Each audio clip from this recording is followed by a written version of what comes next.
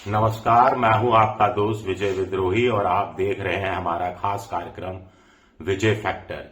तो दिल्ली के रामलीला मैदान में पिछले 11 साल की सबसे बड़ी रैली हुई। कांग्रेस की ये महारैली हुई। लाखों की संख्या में लोग मौजूद रहे। कार्यकर्ता उत्साह में भी दिखे। मंच पर सोनिया गांधी, मल्लिकार्जुन खड़गे, राहुल गांधी, प्रियंका गांधी, बहुत सारे नेता नजर आए। लेकिन इसमें लब्बोलुआब क्या रहा? लब्बोलुआब यही रहा कि वोट चोरी का मामला राहुल गांधी लगातार उठाते रहेंगे। वोट चोरी के मामले में वो इंडिया गठबंधन के दूसरे साथियों को भी जोड़ते रहेंगे, क्योंकि पूरे भाषण में राहुल गांधी ने हमारी लड़ाई, हमारे साथियों की लड़ाई कह के संबोधित किया। मोहन भागवत जी का पोर्ट ब्लेयर में एक भाषण का उदाहरण राहुल गांधी ने दिया कि मोहन भागवत ने कहा कि विश्व सत्य को नहीं, शक्ति को देखता है। जिसके पास शक्ति है उसे माना जाता है। तो राहुल गांधी का कहना था कि ये आरएसएस की विचारधारा है। सत्य की विचारधारा तो कांग्रेस की है, शक्ति की विचारधारा बीजेपी की है, आरएसएस की है। अमित शाह को चुनौती दी जो संसद के अंदर, उसका जिक्र किया राहुल गांधी ने कि अमित शाह के हाथ कांप रहे थे, घबराए हुए थे, और ये लोग बहादुर तब तक हैं जब तक सत्ता में हैं, जब सत्ता में नहीं रहेंगे तो सारी बहादुरी निकल जाएगी। प्रधानमंत्री मोदी के लिए कहा कि आत्मविश्वास चुक रहा है और हम इनको हरा कर दिखाएंगे। राहुल गांधी ने एक बात तो ईमानदारी से स्वीकारी कि अमित शाह और मोदी को हराना इतना आसान नहीं है, इसमें समय लगने वाला है और पेशेंस, घबराओ नहीं। कांग्रेस के कार्यकर्ता संयम से काम लें और इसमें थोड़ा वक्त लगेगा, लेकिन जीत सत्य की होगी।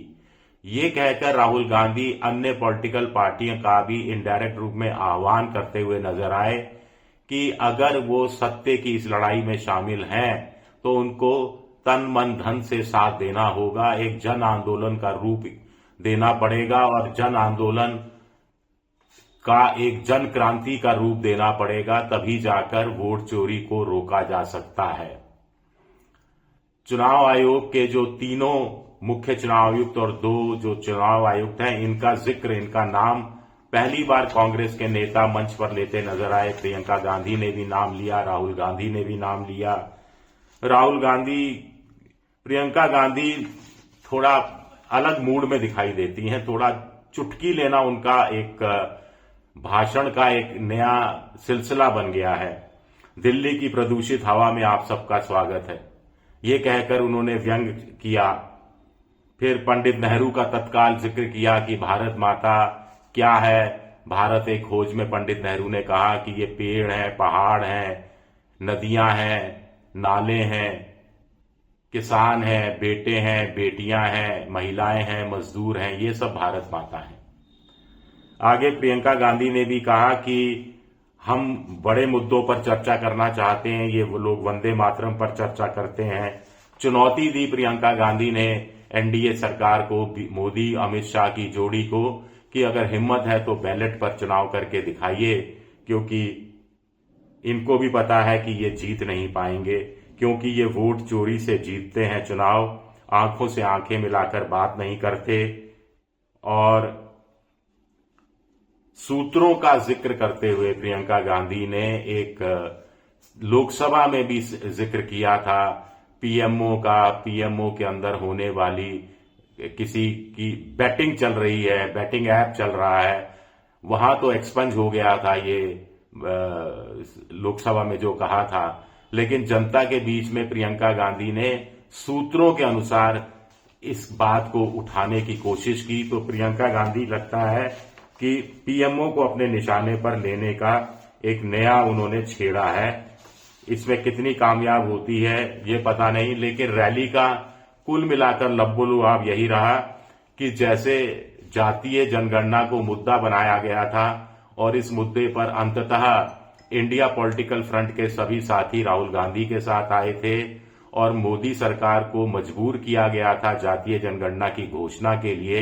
ऐसे ही राहुल गांधी को लगता है कि वोट चोरी के मसले को अगर जोर शोर से उठाया जाए, निरंतर उठाया जाए, तो इससे वो चुनाव आयोग को झुकाने में कामयाब हो सकते हैं, चुनाव आयोग पर ये दबाव डालने में कामयाब हो सकते हैं कि जो रेडीमेड, जो मशीन रेडेबल वोटर लिस्ट है, वो तो कम से कम चुनाव आयोग सारी राजनीतिक पार्टियों को देना शुरू करे, और जो सीसीटीवी फुटेज 45 दिन बाद डिलीट करने का नया नियम बनाया गया है, उस नियम को वो बदल डाले और सीसीटीवी फुटेज ना केवल सुरक्षित रखे, बल्कि पॉलिटिकल पार्टी अगर इसकी मांग करती है तो उनको दिखाया भी जाए।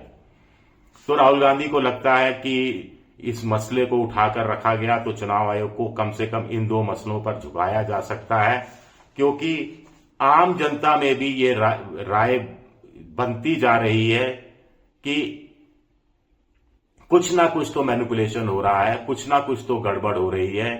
अगर इतनी ही पारदर्शिता है, वोटर लिस्ट इतने ही पाक साफ तरीके से बनाई गई है, तो उसको पॉलिटिकल पार्टीज के साथ शेयर करने में क्या दिक्कत है। मेरा वोट जिसको दिया मैंने उसी के खाते में गया और उसी के खाते में गिना गया, ये एक बहुत बड़ा एक नैरेटिव चल रहा है। और राहुल गांधी को लगता है कि वोट चोरी की बात करके वो इस मुद्दे को भी हवा दे सकते हैं। राहुल गांधी को शायद ये भी लगता है कि इतना जोर शोर से इस मसले को उठाया जाएगा तो हो सकता है सुप्रीम कोर्ट में सो मोटो इस मसले को लिया जाए और सुप्रीम कोर्ट चुनाव आयोग से इस बात की ताकीद करे कि machine readable voter list supply करने में आखिर प्रॉब्लम क्या है। क्या राहुल गांधी को यह भी लगता है कि वोट चोरी से चूंकि सभी पॉलिटिकल पार्टियां प्रभावित हो रही हैं, अब ममता बनर्जी की जान भी सांसद में है, वहां भी 58 लाख वोट डिलीट करने की बात सामने आ रही है। तमिलनाडु में डीएमके सरकार एसआईआर के खिलाफ विरोध प्रदर्शन करती ही रही है। अखिलेश यादव अभी भी उत्तर प्रदेश में जो एसआईआर हो रही है उसमें उन्होंने अपने कार्यकर्ताओं को लगाया है कि उनका वोट कम से कम कटे, नहीं के बराबर कटे, और वोट डिलीशन और वोट एडिशन पर कार्यकर्ता ध्यान रखें।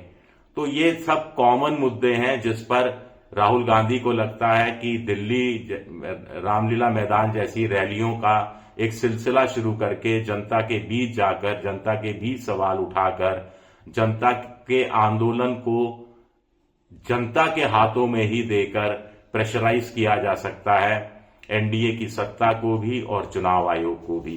कितनी कामयाबी होगी, कितनी कामयाबी नहीं होगी, ये तो पता नहीं, लेकिन रैली बड़ी हुई, जबरदस्त रैली हुई, इस बात से इनकार नहीं किया जा सकता।